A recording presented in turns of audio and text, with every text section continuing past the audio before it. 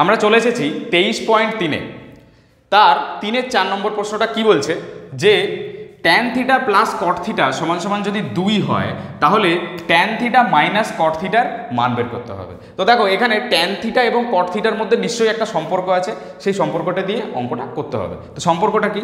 সম্পর্কটা হলো tan theta সমান সমান 1/cot থিটা, মানে tan থিটা এবং কট থিটা পরস্পরের উল্টো হয়।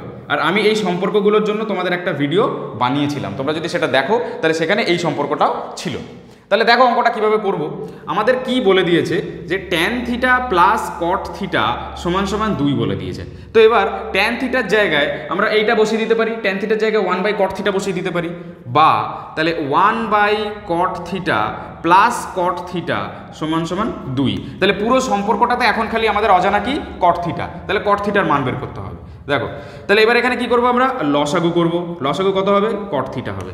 কট থিটাকে কট থিটা দিয়ে ভাগ করলে 1 হয়, আর উপরে 1ই হবে, প্লাস এখানে কত হবে? কট থিটাকে কট থিটা দিয়ে ভাগ করলে 1, নিচে 1 আছে, তাহলে কট থিটা হবে হোল স্কোয়ার হয়ে যাবে, কট স্কোয়ার থিটা সমান সমান 2।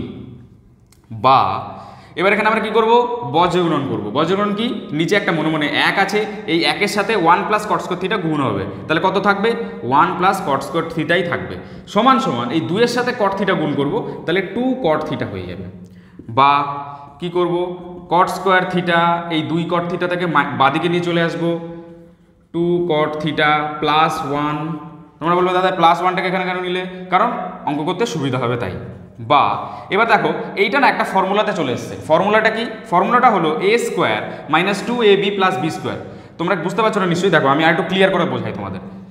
কট স্কোয়ার থিটা মানে a square minus 2 into a মানে কট থিটা ইন্টু b মানে 1 প্লাস b স্কোয়ার সমান সমান 0। তাহলে এখানে কট থিটাটাকে আমরা কি ধরলাম?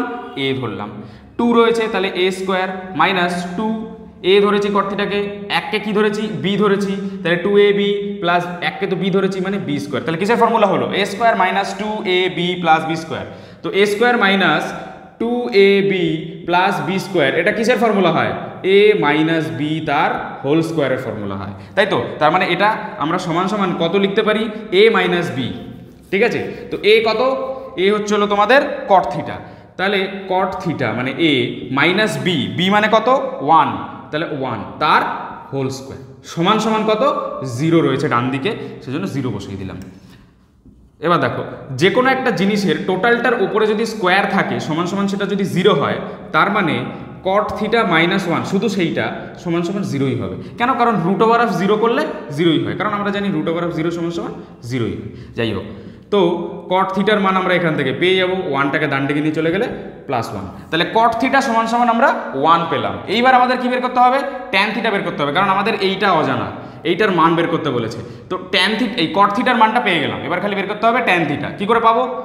তাহলে অতএব ট্যান থিটা সমান সমান 1/cot থিটা। আমরা তো শুরুতেই সম্পর্কটা লিখেছিলাম, তাহলে কট থিটার জায়গায় 1 বসিয়ে দেবো, 1/1 সমান সমান 1। তাহলে ট্যান থিটার মান কত পেলাম? 1। কট থিটার মান পেয়ে গেলাম 1। তো এবার কি করব? খালি মানটা বের করব। তাহলে লিখবে তোমরা অতএব ট্যান থিটা মাইনাস কট থিটা সমান সমান 1 মাইনাস 1 সমান সমান 0। এটাই তোমাদের অ্যান্সার। আশা করি এই পর্যন্ত তোমরা সবাই সব কিছু বুঝতে পেরেছো। যদি না বুঝে থাকো তাহলে কমেন্ট সেকশনে জানাও।